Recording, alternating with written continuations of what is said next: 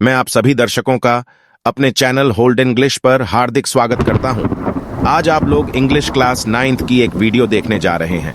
मुझे पूरी उम्मीद है कि यह वीडियो आपको जरूर पसंद आएगी। अगर यह वीडियो आपको अच्छी लगती है तो इसे लाइक, शेयर और सब्सक्राइब जरूर कर लें। तो चलिए इसी के साथ हम अपनी वीडियो शुरू करते हैं। चैप्टर शुरू करने से पहले आइए एक नजर इस चैप्टर के ओवरव्यू पर डाल लेते हैं। ये चैप्टर दो सक्सेसफुल विमेन के बारे में है जिनका नाम है संतोष यादव और मारिया शारापोवा। ये दोनों विमेन ये शो करती है कि अगर हमारे मन में किसी काम को करने की दृढ़ इच्छा यानी डिटर्मिनेशन हो और अगर हम हार्ड वर्क कर सकते हैं तो हम अपने रास्ते में आने वाली सभी परेशानियों को मिटा सकते हैं और सफलता यानी सक्सेस प्राप्त कर सकते हैं। इस चैप्टर के दो पार्ट हैं और इस वीडियो में आप फर्स्ट पार्ट देखेंगे and the name of the first part is Santosh Yadav. इस कहानी में हरियाणा के एक छोटे से गांव की एक लड़की जिसका नाम संतोष है, उसने अपने जीवन में माउंट एवरेस्ट की चोटी पर 2 बार चढ़ने में सफलता प्राप्त की और एक नया रिकॉर्ड बनाया।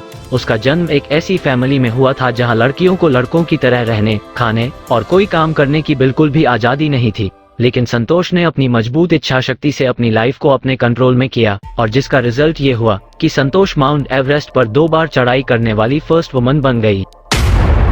आइए एक नजर इस चैप्टर के मेन कैरेक्टर्स पर डाल लेते हैं। इस कहानी में एक ही मेन कैरेक्टर है जिसका नाम संतोष यादव है। वह पूरे वर्ल्ड में अकेली ही ऐसी वुमन माउंटेनियर है जिसने माउंट एवरेस्ट की 2 बार चढ़ाई की है। उनके इस अचीवमेंट के लिए उन्हें पद्मश्री अवार्ड भी मिल चुका है। संसार की एकमात्र औरत जो माउंट एवरेस्ट को 2 बार जीत चुकी है, उसका जन्म एक ऐसे समाज में हुआ था जहां लड़के के जन्म को वरदान समझा जाता था और बेटी के पैदा होने पर उसका स्वागत नहीं किया जाता था। पर ऐसा भी नहीं था कि वहां बेटी के पैदा होने को अभिशाप माना जाए। जब उसकी मां संतोष की उम्मीद कर रही थी तो एक पवित्र आदमी ने उसे आशीर्वाद दिया कि तुम्हारे यहाँ लड़का पैदा हो। बिना पैदा हुए बच्चे की दादी वहीं पास में खड़ी थी। दादी की बात सुनकर सब लोग आश्चर्य में पड़ गए। वह पवित्र आदमी जिसने आशीर्वाद दिया था वह भी आश्चर्य में पड़ गया। उसने बताया कि वह लड़का नहीं लड़की चाहती थी। फिर उस पवित्र आदमी ने भगवान से ऐसी ही प्रार्थना की और उसे आशीर्वाद दिया और भाग्य में जैसा होना था यह आशीर्वाद पूरा हुआ। उस परिवार में संतोष का छठे बच्चे यानी 6th चाइल्ड के रूप में जन्म हुआ, जिसमें 5 बेटे थे और 5 भाइयों के बीच एक बहन। उसका जन्म हरियाणा के छोटे से गांव जोनियावास में हुआ। लड़की का नाम संतोष रखा गया जिसका मतलब होता है संतुष्टि यानी सेटिस्फैक्शन। लेकिन संतोष इस बात से संतुष्ट नहीं थी कि वह अपने जीवन को उसी पुराने तरीके से जिए। वह अपने जीवन को अपने तरीके से, अपनी शर्तों पर यानी अपने हिसाब से जीना चाहती थी और उसने शुरुआत से ही ऐसा ही किया। जहां दूसरी लड़कियां ट्रेडिशनल इंडियन ड्रेसेस यानी वही पुराने ढंग के कपड़े पहनती थीं, वही संतोष शॉर्ट ड्रेसेस पहनना पसंद करती थी। अपने पिछले दिनों को याद करते हुए संतोष अब कहती है, अपनी लाइफ के शुरुआत में ही मैंने ये डिसाइड कर लिया था कि अगर मैं अपने जीवन में बिल्कुल सही रास्ता चुनती हूँ तो फिर मेरे चारों ओर रहने वाले दूसरे लोगों को बदलना होगा, मुझे नहीं, क्योंकि मैं तो पहले से ही सही रास्ते पर चल रही हूँ, तो मुझे अपना रास्ता बदलने की क्या जरूरत। संतोष के माता पिता काफी अमीर थे और बहुत सारी जमीन के मालिक यानी एफ्लुएंट लैंडओनर्स भी थे और वे अपने बच्चों को सबसे अच्छे स्कूल्स में भेजने का खर्चा भी आसानी से उठा सकते थे। इंडिया की कैपिटल दिल्ली के स्कूल्स का खर्चा भी वे लोग आसानी से उठा सकते थे। दिल्ली के स्कूल उनके लिए बहुत पास भी थे, लेकिन उनके परिवार में फैले पुराने रीति रिवाजों के हिसाब से संतोष को गांव के लोकल स्कूल में ही पढ़ने जाना पड़ा। इसलिए संतोष ने ये डिसाइड किया कि वह इस सिस्टम के खिलाफ लड़ेगी और वह भी अपने तरीके से और शांत तरीके से और सही समय आने पर। और वह सही समय तब आया जब वह 16 इयर्स की हो गई।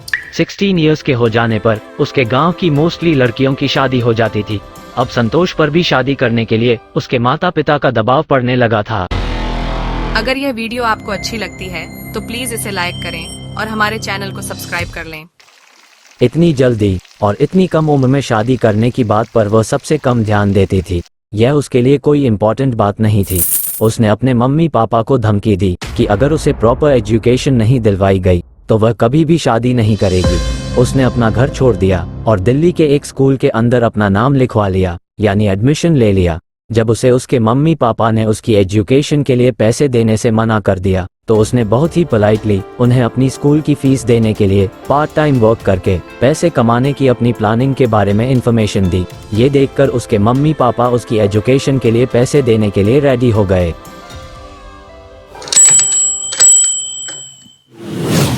संतोष की हमेशा यही इच्छा रहती थी कि वो थोड़ा और ज़्यादा पढ़ाई करे, और अपने पापा से धीरे धीरे और ज़्यादा पढ़ाई करने की बहस करते हुए वह आगे पढ़ाई करती रही।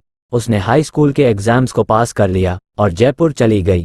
वहां जाकर उसने महारानी कॉलेज में एडमिशन लिया और कस्तूरबा हॉस्टल में एक कमरा ले लिया। संतोष पिछले दिनों को याद करते हुए कहती हैं, कस्तूरबा हॉस्टल के सामने अरावली हिल्स थी।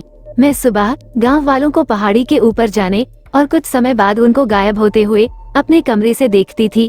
एक दिन मैंने खुद ही सच्चाई जानने का फैसला किया। मैंने देखा कि वहाँ कुछ ही माउंटेनियर्स थे, उनके अलावा और कोई नहीं था। मैंने उनसे पूछा कि क्या मैं भी आपके साथ आपके ग्रुप में शामिल हो सकती हूँ। मेरे लिए ये बहुत आश्चर्य भरी लेकिन अच्छी बात थी कि उन लोगों ने हाँ में जवाब दिया। उन लोगों ने मुझे माउंटेन पर क्लाइंबिंग करने के लिए मोटिवेट भी किया। अगर यह वीडियो आपको अच्छी लगती है तो प्लीज इसे लाइक करें और हमारे चैनल को सब्सक्राइब कर लें।